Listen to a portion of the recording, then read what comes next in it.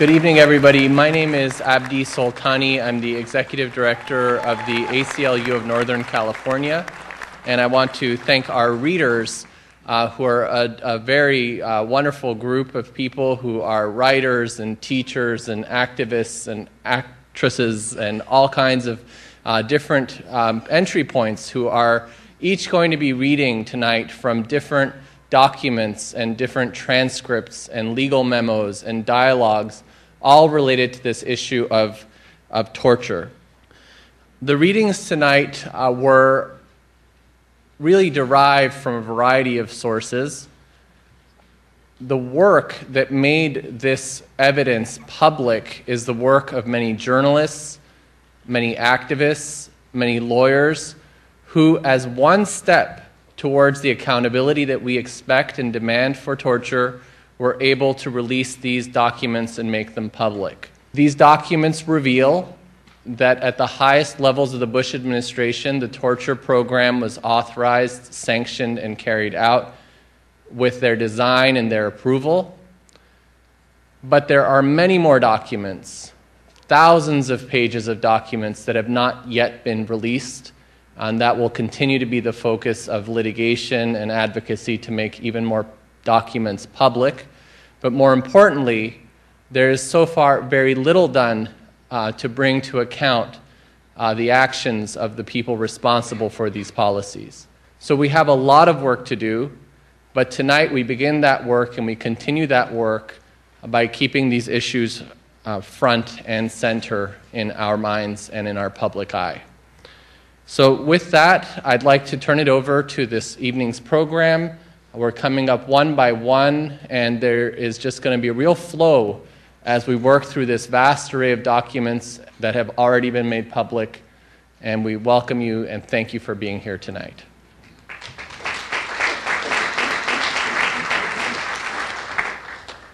I'm Ray McGovern, and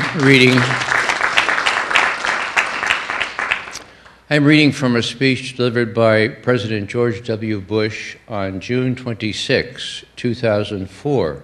The speech was in commemoration of the International Day in Support of Torture Victims. Today, on United Nations International Day in Support of Victims of Torture, the United States reaffirms its commitment to the worldwide elimination of torture. Freedom from torture is an inalienable human right, and we are committed to building a world where human rights are respected and protected by the rule of law. America stands against and will not tolerate torture. We will investigate and prosecute all acts of torture and undertake to prevent other cruel and unusual punishment in all territory under our jurisdiction. American personnel are required to comply with all U.S. laws, including the United States Constitution, federal statutes, including statutes prohibiting torture, and our treaty obligations with respect to the treatment of all detainees. The United States also remains steadfastly committed to upholding the Geneva Conventions, which have been the bedrock of protection in armed conflict for more than 50 years. We expect other nations to treat our service members and civilians in accordance with the Geneva Conventions. Our armed forces are committed to complying with them and to holding accountable those in our military who do not. The American people were horrified by the abuse of detainees at Abu Ghraib prison in Iraq. These acts were wrong. They were inconsistent with our policies and our values as a nation. I have directed a full accounting for the abuse of the Abu Ghraib detainees, and investigations are underway to review detention operations in Iraq and elsewhere. Despite international efforts to protect human rights around the world, repressive regimes continue to victimize people through torture. The victims are often feeling forgotten, but we will not forget them. America supports accountability and treatment centers for torture victims.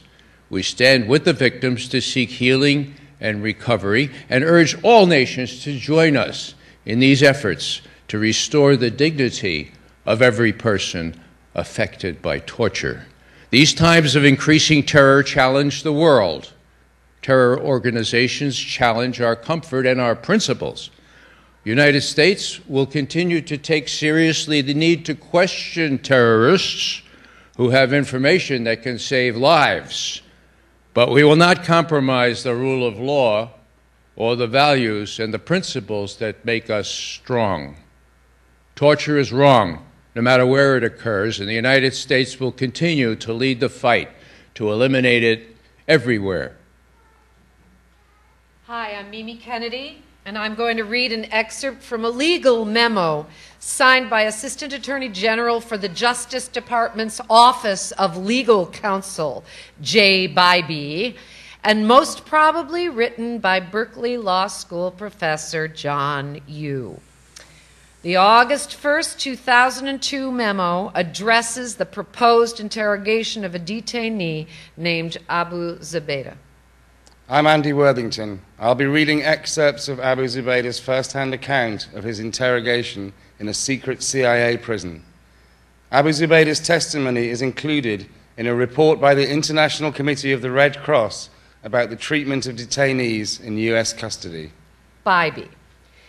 You have asked for this office's views on whether certain proposed conduct would violate the prohibition against torture found at Section 2340A of Title 18 of the United States Code. You have asked for this advice in the course of conducting interrogations of Abu Zubaydah.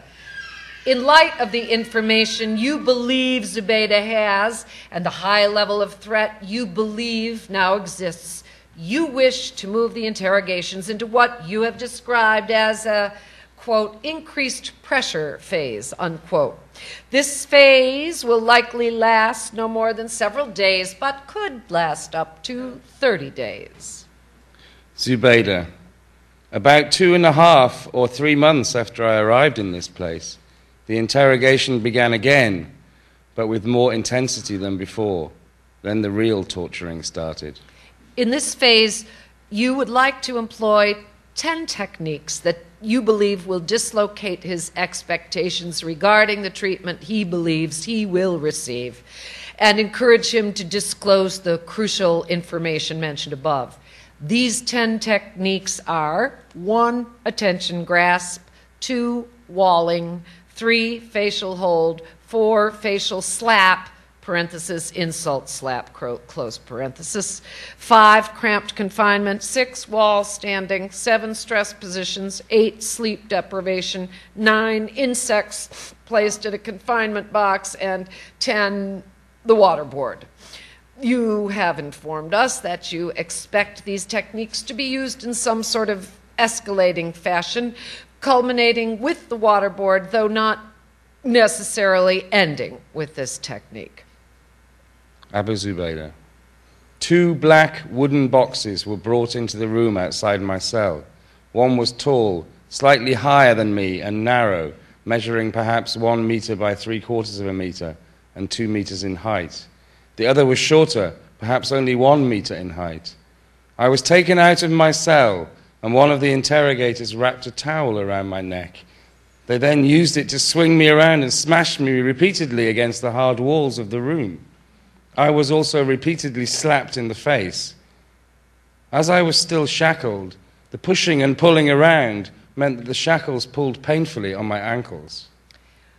Cramped confinement involves the placement of the individual in a confined space, the dimensions of which restrict the individual's movement.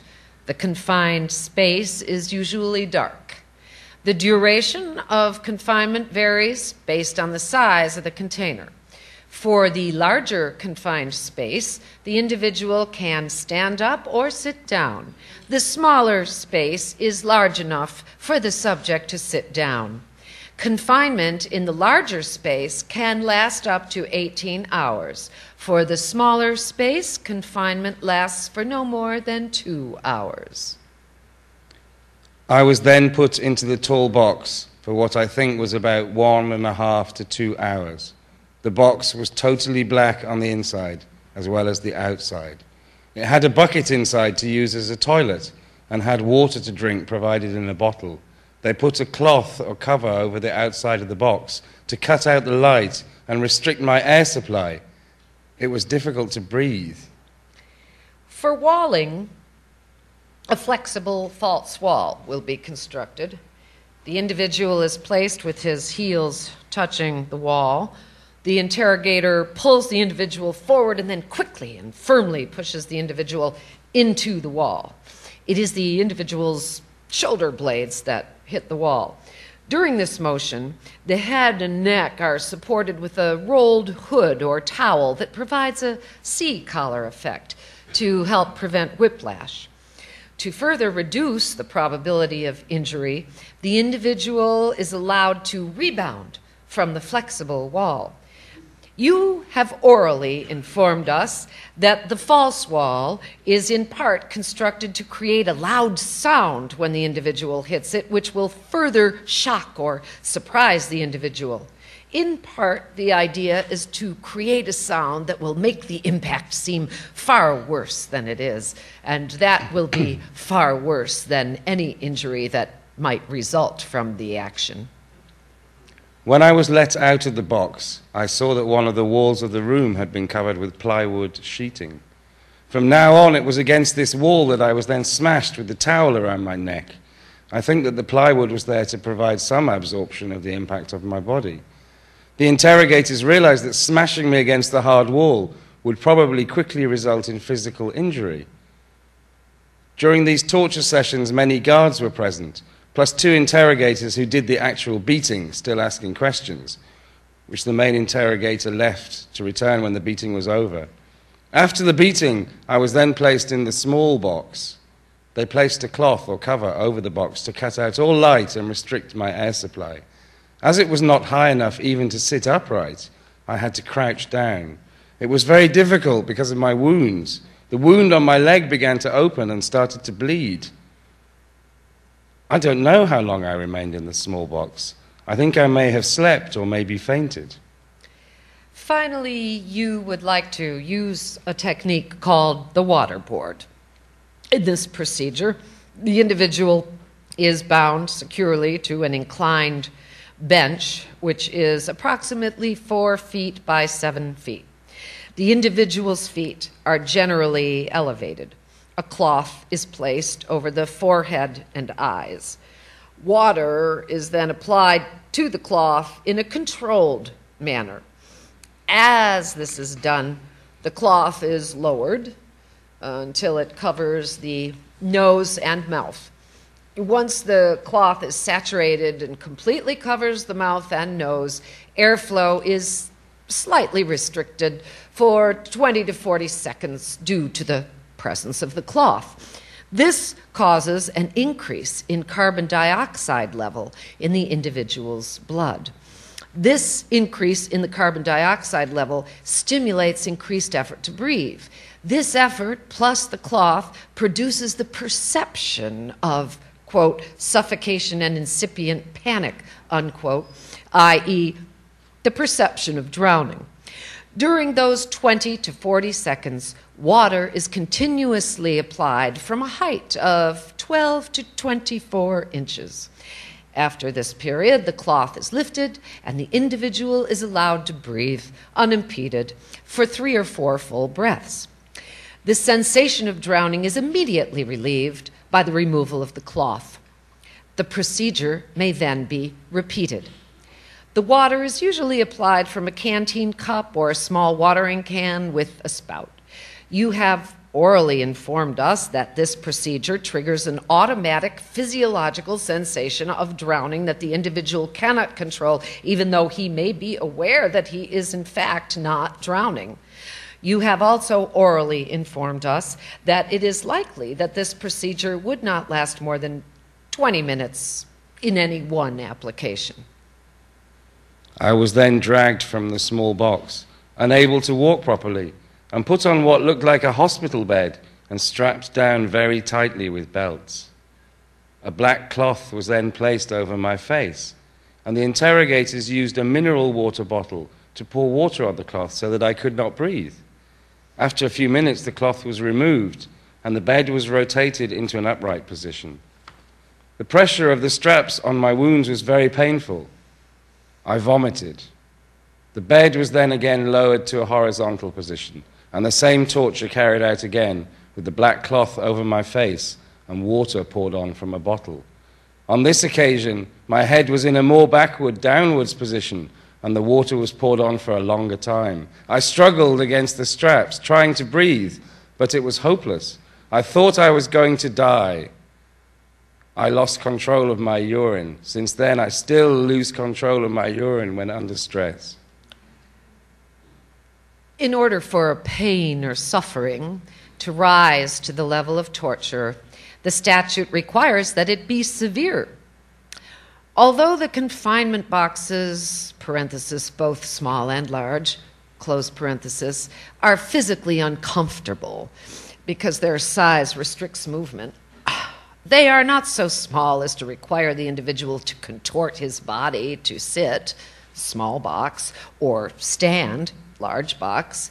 You have also orally informed us that despite his wound, Zubaydah remains quite flexible, which would substantially reduce any pain associated with being placed in the box. The facial slap and walling contain precautions to ensure that no pain, even approaching severe pain, results. The slap is delivered with fingers slightly spread, which you have explained to us is designed to be less painful than the closed hand slap. The slap is also delivered to the fleshy part of the face, further reducing any risk of physical damage or serious pain. Likewise, walling involves quickly pulling the person forward and then thrusting him against a flexible false wall. You have informed us that the sound of hitting the wall will actually be far worse than any possible injury to the individual. The use of the rolled towel around the neck also reduces the risk of injury. While it may hurt to be pushed against the wall, any pain experienced is not of the intensity associated with serious physical injury. I was then placed again in the tall box. While I was inside the box, loud music was played again, and somebody kept banging repeatedly on the box from the outside. I tried to sit down on the floor, but because of the small space, the bucket with urine tipped over and spilt on me. I remained in the box for several hours, maybe overnight. I was then taken out, and again a towel was wrapped around my neck, and I was smashed into the wall with the plywood covering, and repeatedly slapped in the face by the same two interrogators as before. I was then made to sit on the floor with a black hood over my head until the next session of torture began. As we understand it, when the waterboard is used, the subject's body responds as if the subject were drowning, even though the subject may be well aware that he is not, in fact, drowning. You have informed us that this procedure does not inflict actual physical harm.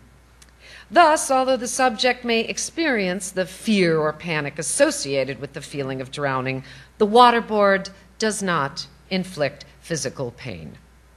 As we explained in the Section 2340A memorandum, quote, pain and suffering, unquote, as used in Section 2340, is best understood as a single concept, not distinct concepts of, quote, pain, unquote, as distinguished from, quote, suffering, unquote.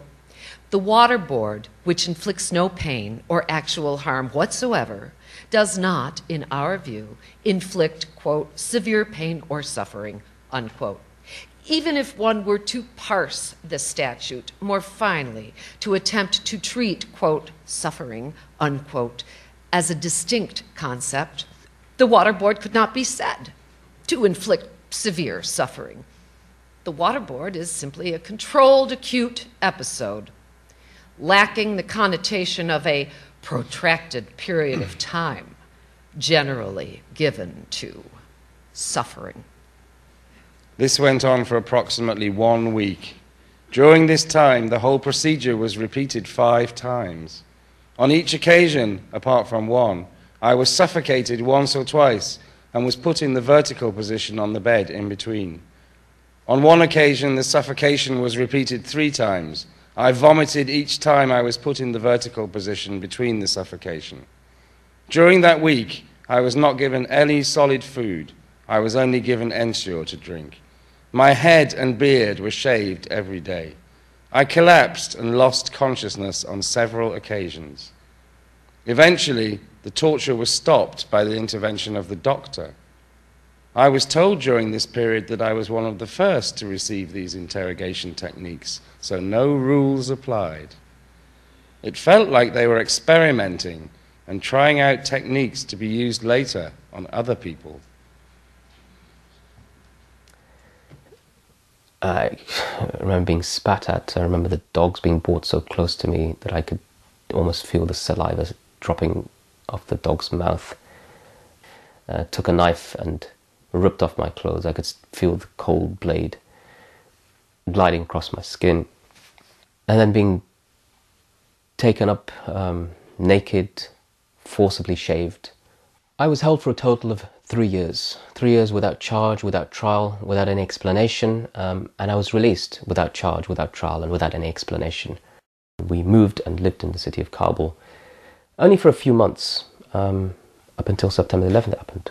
I was, I think, playing a game on my computer in the middle of the night and just about to go to bed. The kids and the wife had already gone to sleep. And as I was about to turn in for the night, there was a knock on the door, so I found that very strange. And they stormed in, pushed their way in, and one of the guns raised towards my head. I was hooded. And just before they carried me away, I tried to say, please leave my family alone. Prisoner 421. And I remember his number because his back used to be towards me when his hands were tied up. He had slumped, his body had slumped. They had clearly put him there to break him, started punching him and then unshackled him. Punching him to see if he was putting it on, and then they dragged him away and beat him some more, and eventually he was killed. My experience of America prior to this was everything that I'd seen in the films. The concept of the good guys, the concept of people trying to do the right thing. And that was shattered. After my experience of Guantanamo, I felt that there's a word that really encapsulates what I think of American justice: oxymoron. What's really important, I think, for the United States of America, that if it wishes to reach a solution and end the type of arbitrary nature of detention and warmongering that we saw under the Bush era, if people really want to see an end to that, then there needs to be a recognition that detention without trial is a fundamental principle that every developed, civilized nation should be against. I'm Pamela Merchant, and I will read excerpts from Experiments in Torture, Evidence of Human Subject Research and Experimentation in the Enhanced Interrogation Program, a report issued by the Physicians for Human Rights this summer. Investigation and analysis of U.S. government documents provides evidence indicating that the Bush administration, in the period after September 11th, conducted human research and experimentation on prisoners in U.S. custody. Research and experimentation by health professionals on prisoners violates both domestic and international law. The human subject research apparently served three purposes. First, it increased information on the physical and psychological impact of the Central Intelligence Agency's application of the enhanced interrogation techniques, which previously had been limited mostly to data from experiments using U.S. military volunteers under very limited simulated conditions of torture. Second, it served to calibrate the level of pain experienced by detainees during interrogation, ostensibly to keep it from crossing the administration's legal threshold of what it claimed constituted torture.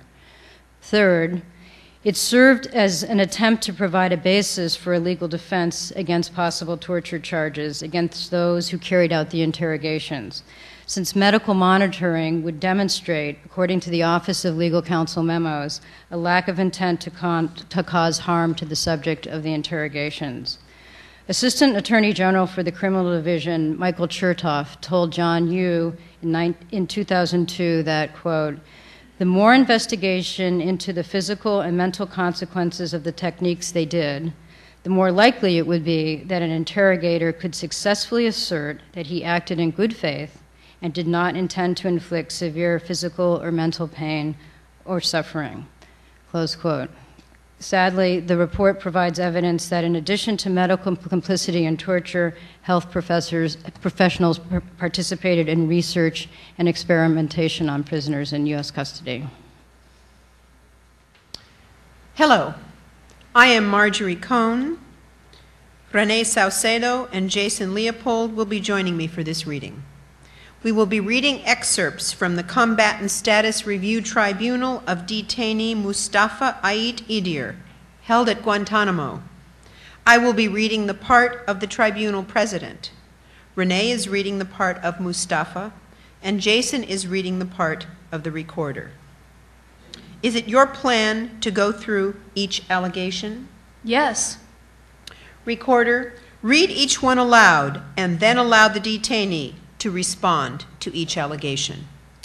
Item 2.A.1, the detainee is Algerian, but acquired Bosnian citizenship by serving in the Bosnian army in 1995. Is this the first accusation? Yes. As I said to my personal representative earlier, I have some papers that were with me when I was transferred over here. They could not find those papers. The papers proved I was not living in Bosnia in 1995. I acquired the citizenship while living in Croatia in February 1995. I entered Bosnia, if I remember correctly, in July or August, about 2 or 3 months before the war ended.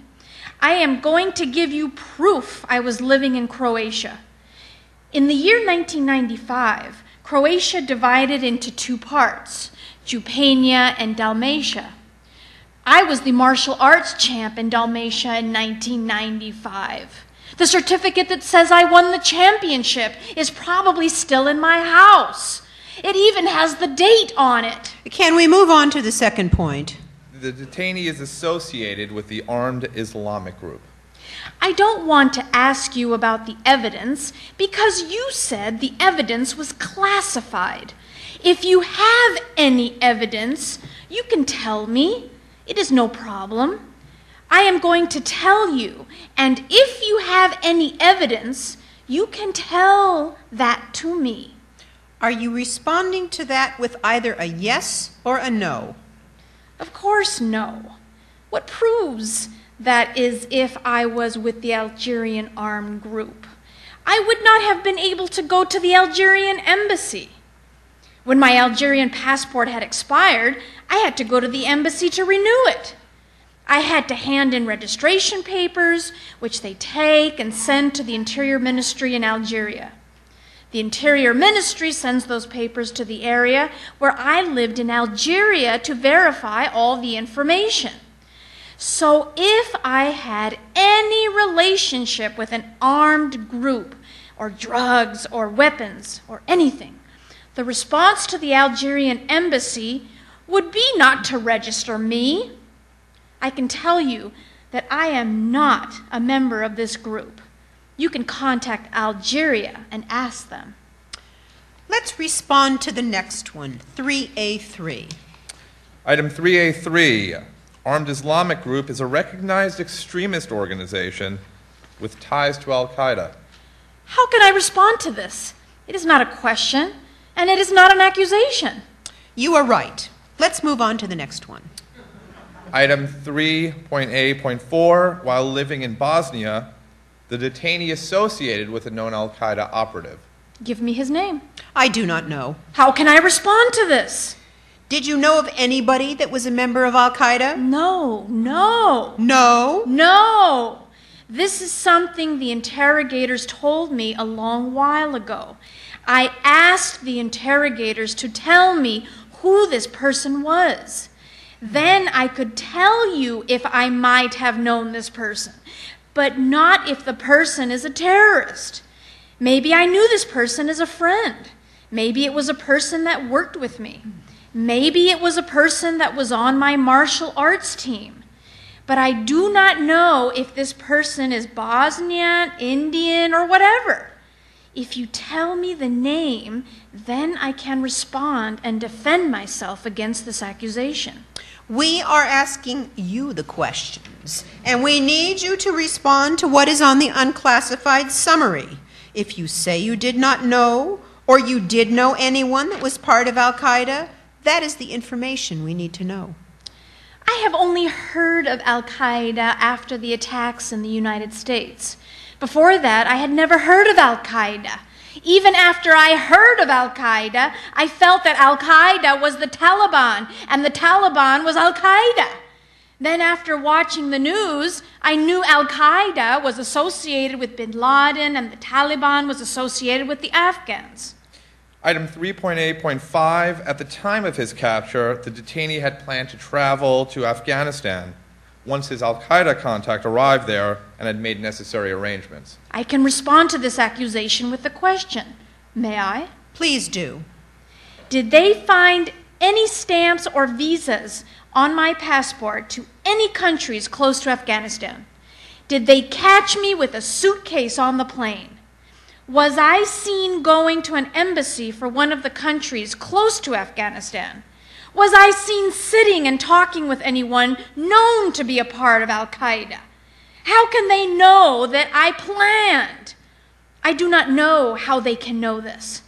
Do you have anything that is clear or proves clearly that I planned these things? The answer that I am able to give you is just to tell you that I did not plan these things, but I do not have any papers or anything to prove that.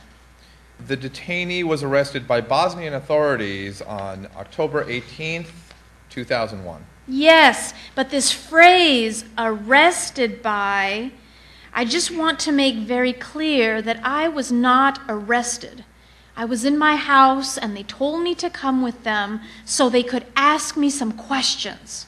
Item 3.B.2, the detainee was arrested because of his involvement with a plan to attack the U.S. Embassy located in Sarajevo. The same answer as before. The only thing I can tell you is I did not plan or even think of that. Did you find any explosives with me? Any weapons? Did you find me in front of the embassy? Did I threaten anyone? I am prepared now to tell you, if you have anything or any evidence, even if it is just very little, that proves I went to the embassy and looked like that, then I am ready to be punished.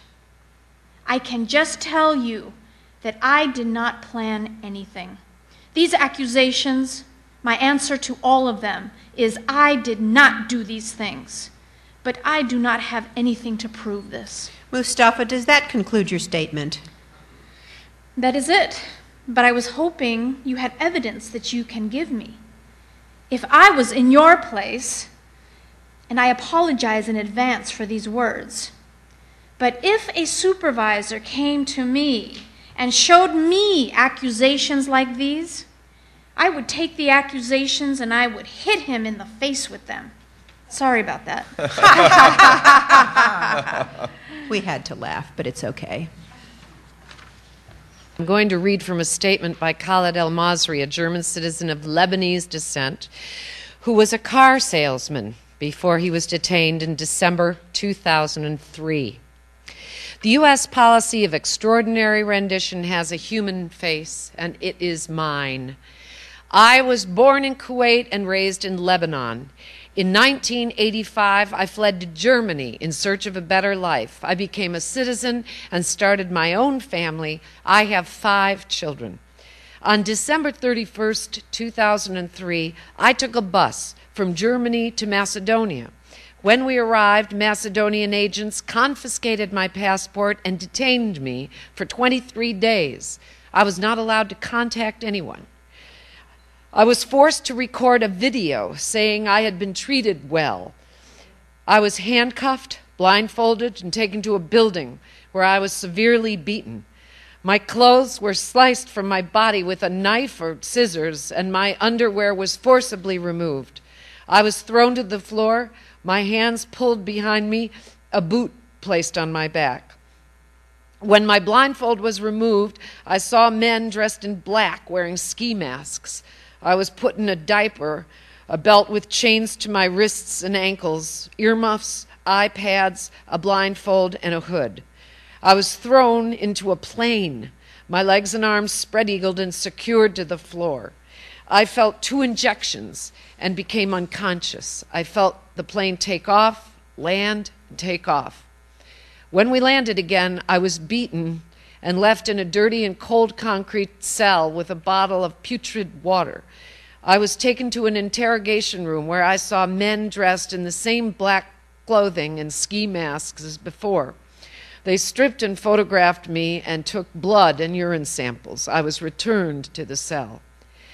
The following night, my interrogations began. They asked me if I knew why I had been detained. I did not. They told me I was now in a country with no laws, and did I understand what that meant? They asked me many times whether I knew the men who were responsible for the September 11th attacks, if I had traveled to Afghanistan, and if I had associated with certain people in Germany. I told the truth, that I had never been in Afghanistan and had never been involved in any extremism.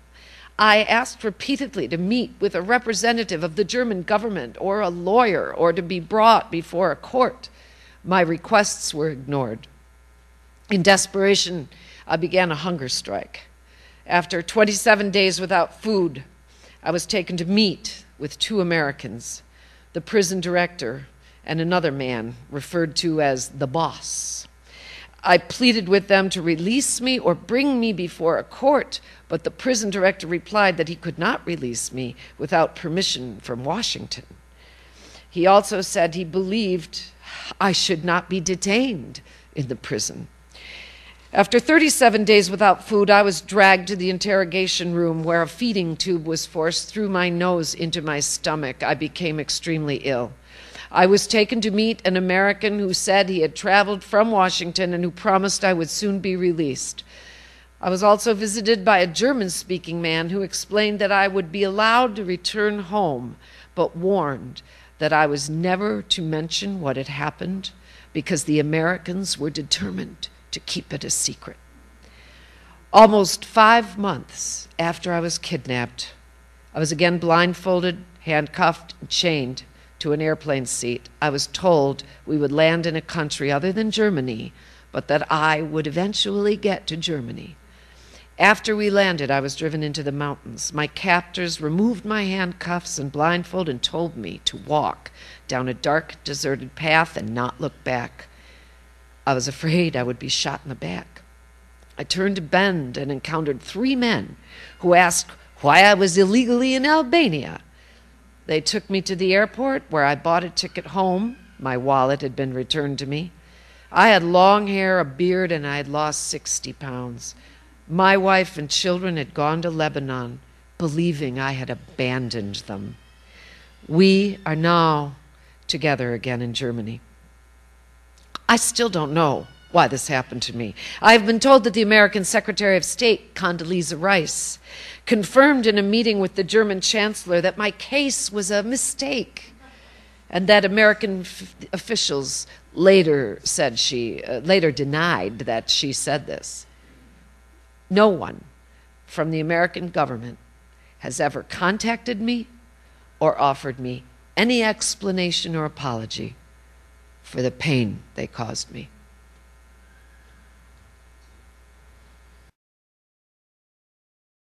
The transcript of one particular day from the interrogation log of detainee 063. This 83-page document logs the minute-by-minute 7-week interrogation of Mohammed al-Qahtani, which took place from November 2002 to January 2003 at Camp X-Ray, Guantanamo. 13th of December 2002, 1 minute past midnight. Upon entering the booth, Lead played the call to prayer with a special alarm clock. Detainee was told, "This is no longer the call to prayer. You're not allowed to pray. This is the call to interrogation, so pay attention." Both Lead and Control participated in a pride and ego down approach. Control told Detainee, Osama bin Laden has made a whore of Islam. Since you follow Osama bin Laden, you also rape Islam. Control put a sign on detainee that had the Arabic word for coward written on it. Explained how the words liar, stupid, weak, and failure applied to detainee. Detainee showed very little emotion during the initial portion of the session, except for the occasional smug smile that was met with immediate taunts and ridicule from the interrogators. 1:20. Lead ordered detainee to go to bathroom and walk for 20 minutes. Refused water. Corpsman checked his vital signs and stated he was fine. On occasion, when the detainee began to drift off into sleep, Lead dripped a couple of drops of water on detainee's head to keep him awake. Detainee jerked violently in his chair each time. 2:40. After a bathroom and walking break and detainee's refusal of water, the interrogators continued the aforementioned approaches. Detainee showed little response during this session. Detainee became increasingly tired and incoherent. 3:20. Detainee received walking and bathroom break, refused water. He then slept for 1 hour, followed by 1 hour in his chair, listening to white noise. 5:30. Control showed detainee the banana rats and stated that they live better than he does. Lead asked detainee, "What do you think is going to happen to you?" What would a judge do if he saw all the information that links you to Al-Qaeda? Detainee stated, "I'm not associated with Al-Qaeda." After that statement, Control read all circumstantial evidence collected against detainee. Detainee attempted to hide his emotions, but was clearly frightened when asked if the judge had enough evidence to convict him. 700 hours. Detainee walked, refused water, and allowed to begin 4-hour rest period. 1100 hours. Detainee awakened and offered coffee, refused. 11:15. Detainee taken to bathroom and walked 10 minutes, offered water, refused. Interrogators began telling detainee how ungrateful and grumpy he was. In order to escalate the detainee's emotions, a latex glove was inflated and labeled the sissy slap glove. This glove was touched to the detainee's face periodically after explaining the terminology to him. The team began dance instruction with the detainee. The detainee became agitated and began shouting and addressed Lead as the oldest Christian here and wanted to know why Lead allowed the detainee to be treated this way. 1300 hours. Detainee taken to bathroom and walked 10 minutes. 13:20. Detainee offered food and water, refused. Detainee was unresponsive for remainder of session. 14:30. Detainee taken to bathroom and walked 10 minutes. 1500. Detainee offered water, refused. 15:10. Corpsman changed bandages on ankles, checked vitals. Okay. 15:30. Detainee taken to bathroom and walked 10 minutes. 1600. Corpsman checks vitals and starts IV. Detainee given 3 bags of IV. 17:45. Detainee taken to bathroom and walked 10 minutes. 1800. Detainee was unresponsive. 1833. Detainee was allowed to sleep. 1925. The detainee was awakened by interrogation team. He was offered food and water but refused. 1945. The interrogation team and detainee watched the video Operation Enduring Freedom. 2120. Detainee was sent to the latrine, offered water, but he refused. 2200 hours. Detainee exercised for good health and circulation. Medical representative took detainee's vital signs and removed the IV housing unit from the detainee's arm. The detainee's pulse rate was low, 38, and his blood pressure was high, 144/90. Detainee complained of having a boil on his left leg, just below his knee. The medical representative looked at the leg and phoned the doctor. The doctor instructed the corpsman to recheck the detainee's vitals in 1 hour. 2300. Detainee refused water and food. He was taken to the latrine and exercised in order to assist in improving the detainee's vital signs. 2345. The medical representative rechecked the detainee's vital signs. The detainee's blood pressure had improved, but it was still high, 138/80, and his pulse rate had improved, but it remained low, 42. The corps man called the doctor to provide an update, and the doctor said operations could continue since there had been no significant change. It was noted that historically the detainee's pulse sometimes drops into the 40s in the evenings. I experienced sadness in a state that I never have, cruelty in a depth that I never seen in my life. But you will not leave a similar person anymore. You will live as broken, physically broken, psychologically broken wretches. You wouldn't even dream of it or feel it unless you really subjected to it. I could tell you, just imagine yourself sleeping under light, glaring light for 6 years. What will that do to you? You could imagine it, but you will not really feel how breaking it is to the mind unless you live underneath that kind of system. When you have a hole like that and then you have an AC which is in full blow of air, cold air coming out into it, you're living inside a fridge. You're locked up. I used to remember, I worked in Burger King's when I was a student for studies and stuff. I used to remember walking into Burger King's fridge to get stuff out. It was like that. And they had a system after system. It was continuous. It was like you never had resting in town for 6 years. They had elastics. Goggles were really, really tight. You can see the blood. You can feel your head blowing up because of the blood was holding back between this area to this area. And you had no senses. Your nose was covered. Your ears were covered. They were very uncomfortable. Your hands were like that. And sometimes they drown you with water. This is the closest we came to waterboarding. Is they do water where you suffocate. They put lots of water until you scream. They spray you with something that makes you really burn everywhere, your face, everything. And they'd be laughing. Sometimes they'd pass and hit you with the electric gun if they wanted sometimes, and they laugh about that. We were never legally accused of anything.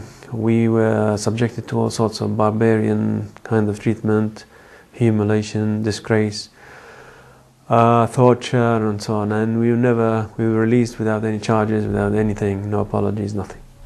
That doesn't mean that I held grudge against every American. No, I want the people themselves, the humans in America, the good people which I met many of, to realize how in their names those ugly people have done to others. I'm Peter Selz, and I was partly instrumental in getting the Botero paintings, the Abu Ghraib suite, to the Berkeley Art Museum, which after traveling all around Europe and and in some American places, didn't want to show them very much, has been donated to the Berkeley Art Museum. And they are some of the strongest paintings, political paintings, that have been made since Picasso painted his Guernica. Botero, as you know, is one of the most famous artists alive, and I wrote him a note to his Paris studio asking him to send us the following statement, which he mailed to me. Torture is often, quote, justified, parenthesis, a means to gather information that can be used to save lives or present society, and, quote, excused, parenthesis, the inevitable excesses that soldiers commit when confronted with the atrocities of war. All this by some people. However, both are false. On no grounds can torture be justified or ever excused. Torture represents an insult to the body and the soul of the human being and goes against any definition of civilized conduct. I have denounced torture in my paintings because I believe that art can represent a permanent accusation, the only means we as artists have at our disposal to keep alive an idea that should never burn out, that we must never attempt the unacceptable, and that any group, people, or nation, if it loses its moral compass, can descend into violence and succumb to the horrors of barbarism. Fernando Botero, September 2010. Thank you.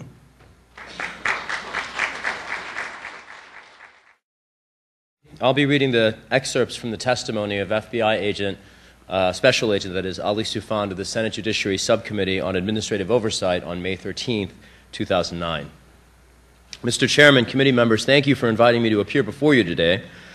I personally interrogated many terrorists we have in our custody and elsewhere, and gained confessions, identified terror operatives, their funding, details of potential plots, and information on how Al-Qaeda operates, along with other actionable intelligence. The approach I used is the informed interrogation approach, and is rooted in the experiences and lessons learned during World War II and from our counterinsurgency experience in Vietnam that generated the Army Field Manual. This approach is based on leveraging our knowledge of the detainee's culture and mindset, together with using information we already know about him. There are three primary points of influence on the detainee. First is the fear that he feels as a result of his capture and isolation from his support base. The interrogator becomes the one person he can talk to and who listens to what he has to say, and he uses this to encourage the detainee to open up. Second, acting in a non-threatening way isn't how the detainee is trained to expect a U.S. interrogator to act. This adds to his confusion and makes him more likely to cooperate.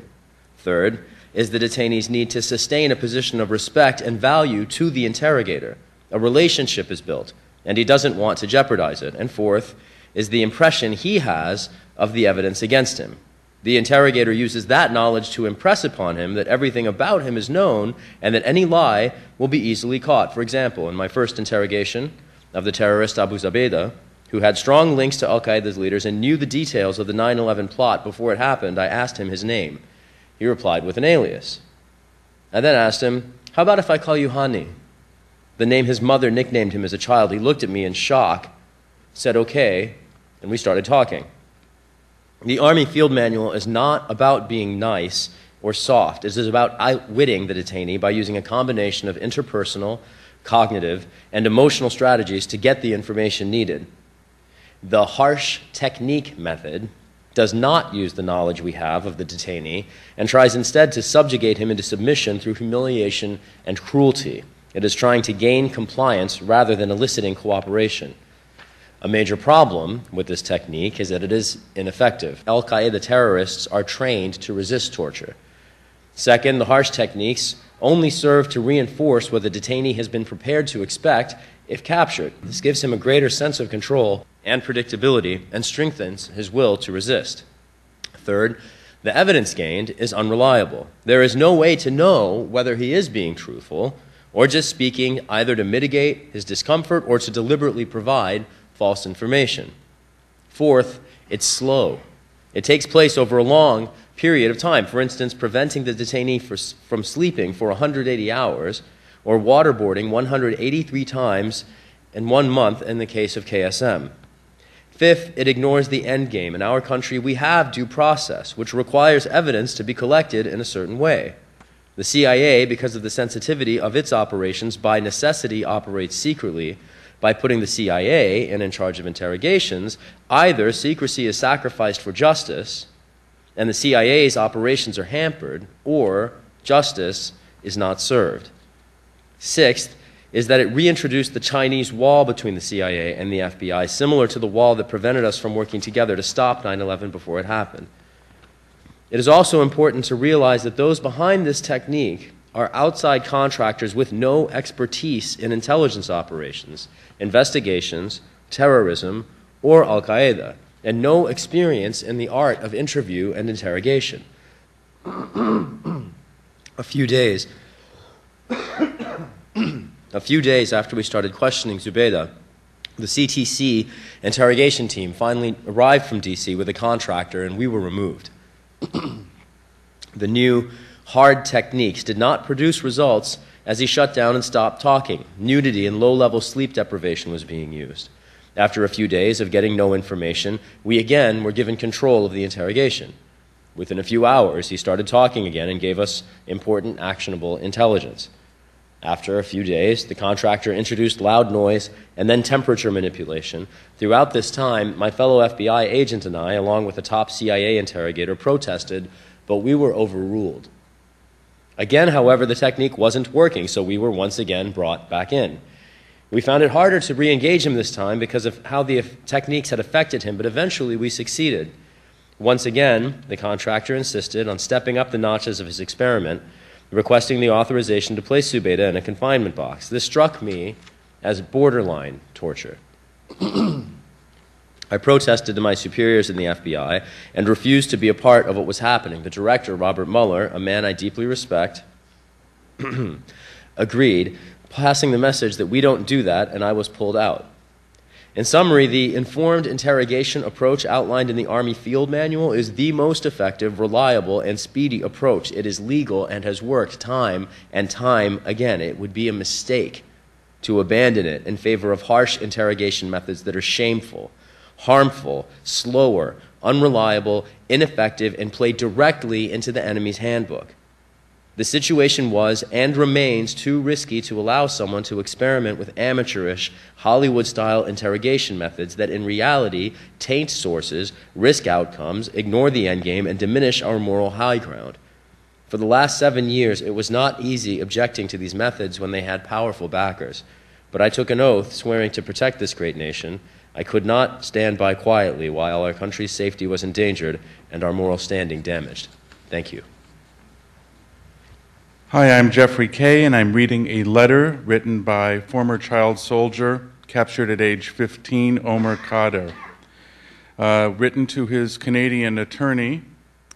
Omar had recently caused a stir by firing all of his United States attorneys representing him in Guantanamo. He's the youngest prisoner at Guantanamo, now 24 years old. His hearing before the Obama reconstituted military commissions reconvenes on October 25th. Dear Dennis, I'm writing to you because sometimes there are things you can't say, but rather write on paper. And even if I were to tell you, you won't understand.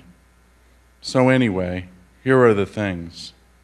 First, about this whole military commissions thing we all don't believe in and know it's unfair, and know, Dennis, that there must be somebody to sacrifice to really show the world the unfairness, and really it seems that it's me.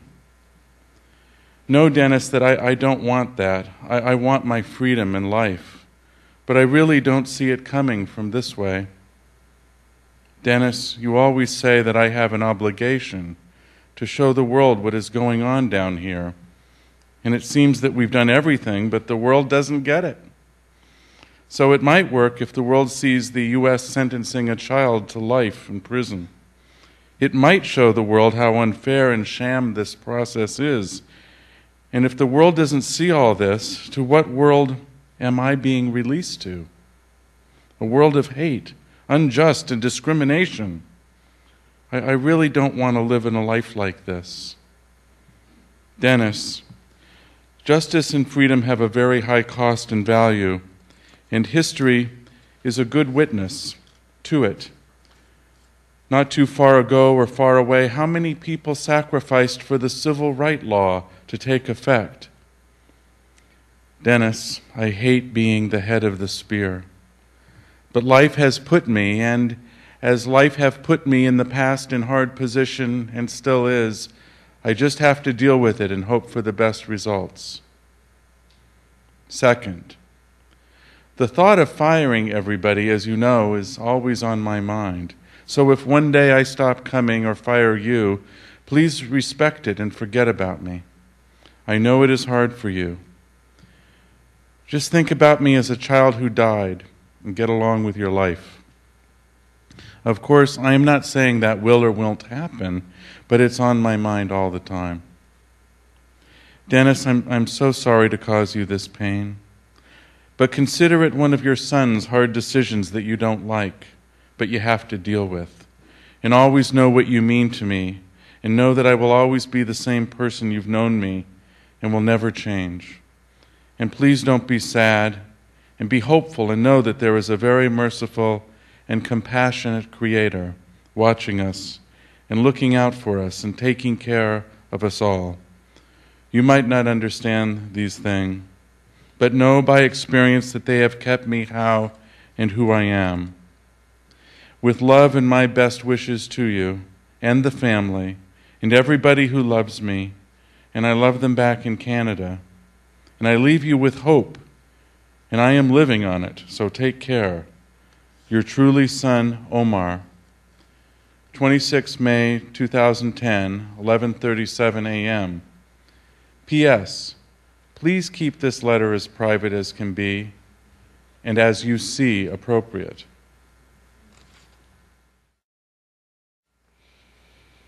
Listen. Can you hear it? Pull the wires and plugs out of your ears. Can you feel it? Cut through our waxed illusions, a ragged scream pouring like hot oil inside and around our blistering spirits. Someone is screaming right now, at this moment. Can't you hear the screams coming from that man, the one who is across the world and yet next door? His screams burn through dark, hooded, thick-walled, iron-bolted citadels. And when he screams, he is alone, except for the one who beats him. Shackled and alone, except for the one who watches him get beaten. Tortured and alone, except for us who can hear him. Underneath the news reports, in a corner of our memory, someone is screaming right now, at this moment. We can hear him weeping and begging and praying until he is stilled forever. And another takes his place, and another joins in, and another, until the dissonant chords of their knotted howl begin to strangle us. Or maybe it is not those screams we are hearing. Maybe it is a mother screaming as her son is dragged away from her. Or maybe it is his children, their waking and sleeping hours both wearing the same nightmare face. What I know for sure is someone is screaming right now, at this moment. Someone is being tortured and reviled in the name of a country, or in the name of a God, or in the name of you or me. Someone is screaming. And if it's not us yelling back, calling out, if it's not you, if it's not me, screaming stop, screaming no more, screaming louder and louder until we are heard, until we have stopped this torture song, who will be left to hear, to listen? I know you can hear it. We all can hear it. We can cover our ears or turn the music up higher, but the screams will not go away until we stop them. Someone is screaming right now, at this moment. Hear them.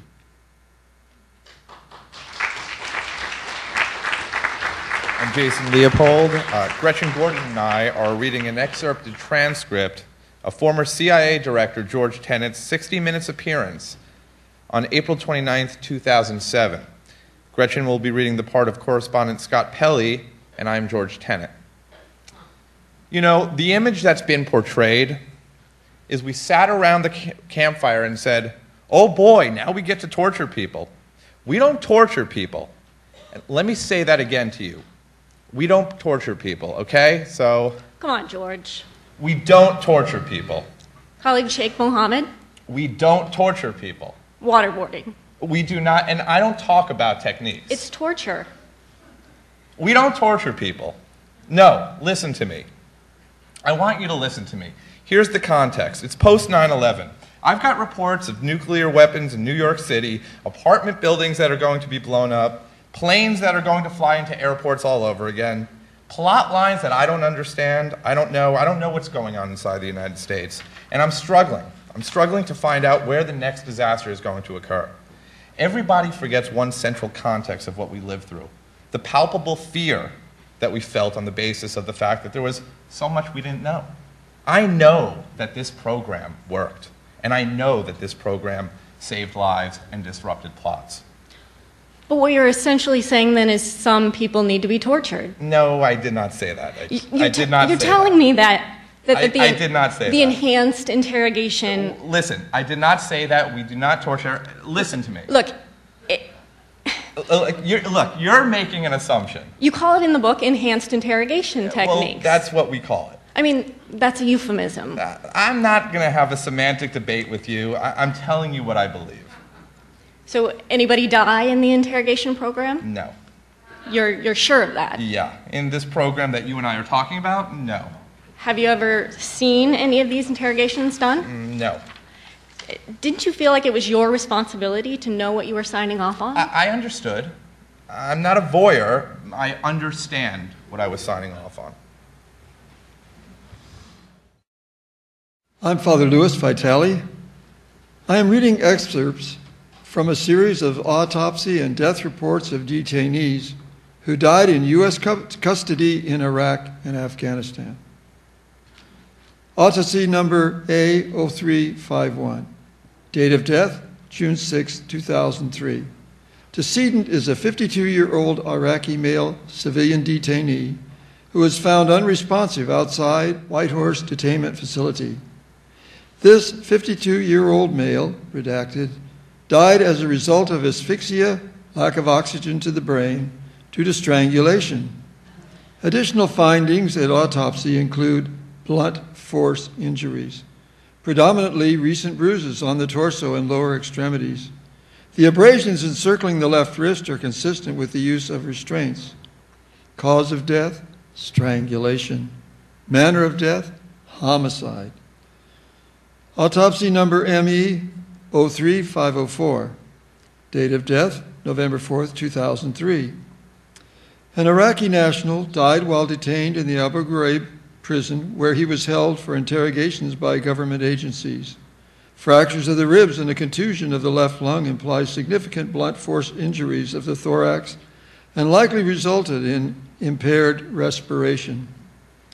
Interviews taken from individuals present during the interrogation indicate that a hood was placed over the head and neck of the detainee.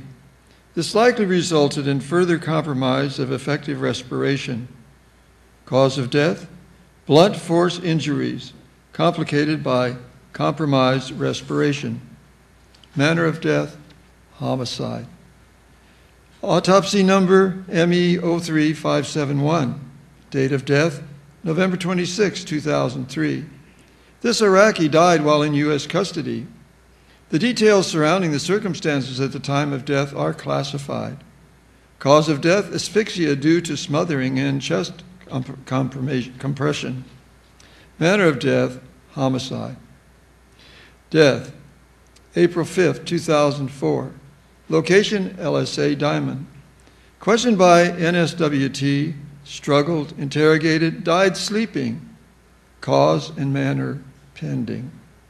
Death, January 1st, 2004. Location, FOB Rifles. Questioned by other government agency, gagged and standing restraint. Cause, blunt force injuries and asphyxia. Manner of death, homicide. Death, November 26, 2004. Location, FOB Tiger. Questioned by military intelligence. Died during interrogation. Cause, asphyxia due to smothering and chest compression. Manner of death, homicide. Death, November 4th, 2003. Location, Abu Ghraib. Questioned by other government agency and NSWT. Died during interrogation. Cause, blunt force injury complicated by compromised respiration. Manner of death, homicide. Death, December 10th, 2002. Location, Bagram, Afghanistan. Found unresponsive in cell. Cause, blunt force injuries to lower extremities. Manner of death, homicide. Death, December 3rd, 2002. Location, Bagram, Afghanistan. Found unresponsive, restrained in his cell. Cause, pulmonary embolism due to blunt force injuries to the legs. Manner of death, homicide. Autopsy number ME0414. Date of death, January 9, 2004. Iraqi detainee died while in U.S. custody. This 47-year-old white male died of blunt force injuries and asphyxia. The autopsy disclosed multiple blunt force injuries, including deep contusions of the chest wall, numerous displaced rib fractures, lung contusions, and hemorrhage into the intestine. The decedent was shackled to the top of a door frame with a gag in his mouth. At the time, he lost consciousness and became pulseless. The severe blunt force injuries, the hanging position, and the obstruction of the oral cavity with a gag contributed to this individual's death. The manner of death is homicide.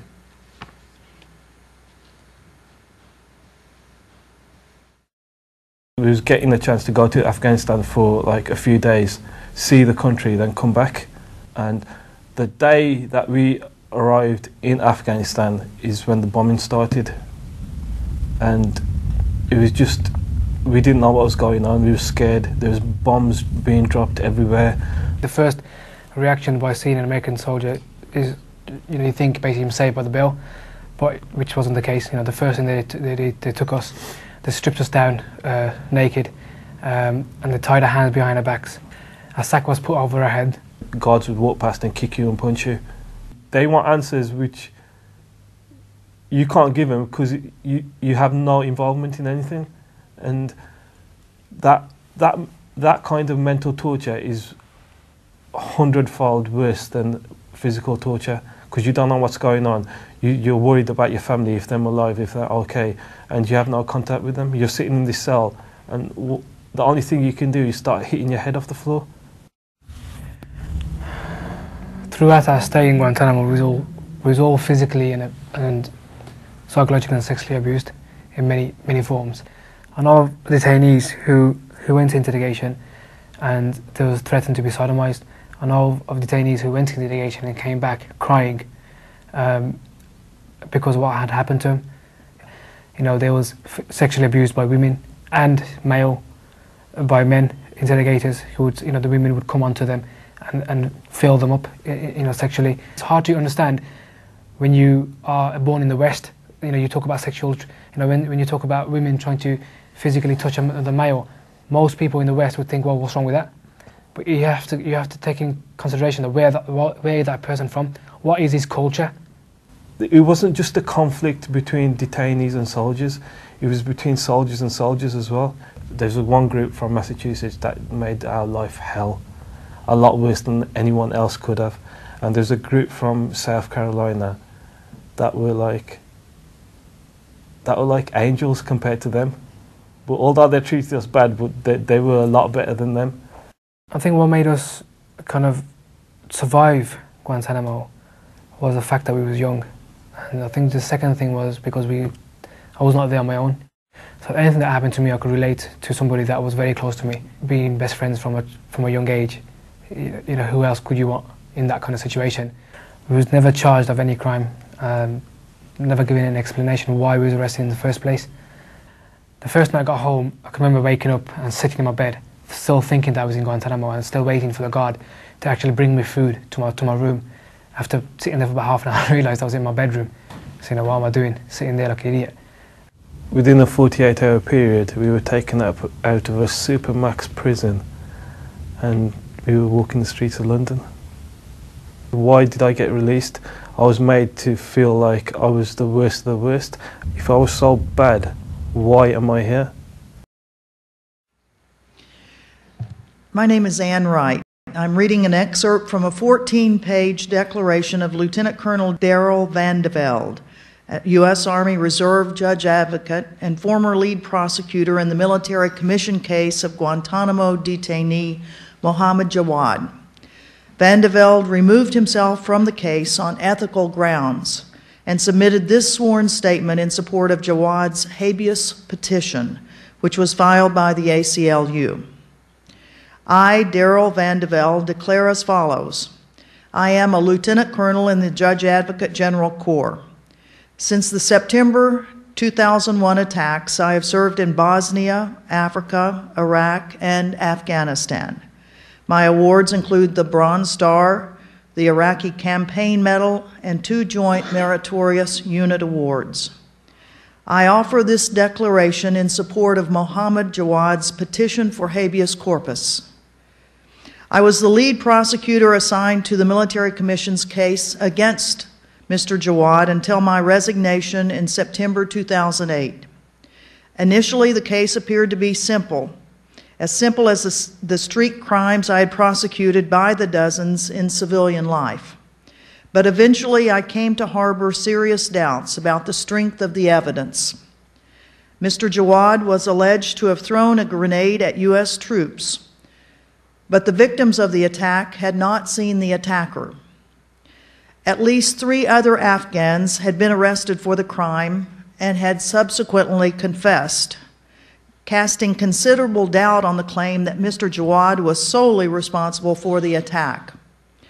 I had learned that the written statement characterized as Jawad's personal confession could not possibly have been written by him because Jawad was functionally illiterate and could not read or write. The statement was not even in his native language. I also found evidence that Mr. Jawad had been badly mistreated by U.S. authorities, both in Afghanistan and Guantanamo. Mr. Jawad's prison records referred to a suicide attempt, a suicide which he sought to accomplish by banging his head repeatedly against one of his cell walls.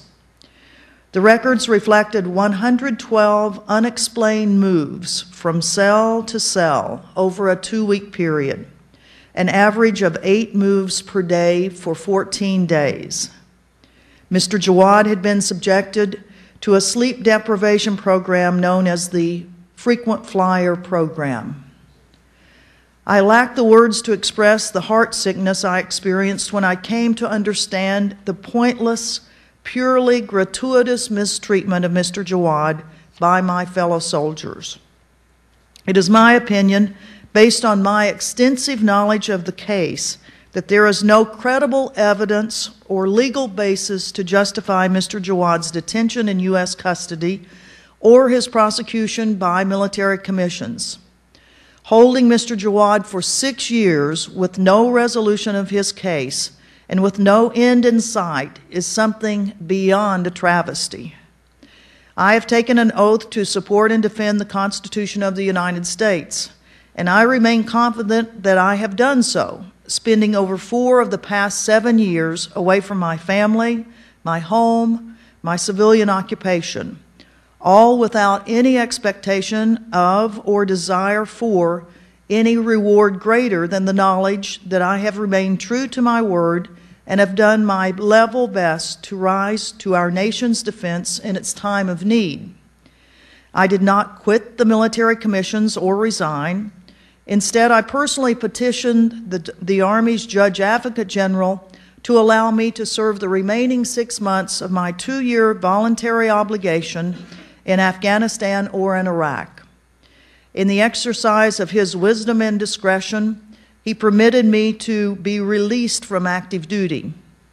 However, had I been returned to Afghanistan or Iraq, and had I encountered Mohammed Jawad in either of those hostile lands, where 2 of my best friends have been killed in action and another one of my very best friends terribly wounded, I have no doubt at all, none, that Mr. Jawad would pose no threat whatsoever to me, his former prosecutor and now repentant persecutor. 6 years is long enough for a boy of 16 to serve in virtual solitary confinement in a distant land for reasons he may never fully understand. Mr. Jawad should be released to resume his life in civil society for his sake and for our own sense of justice and perhaps to restore a measure of our basic humanity.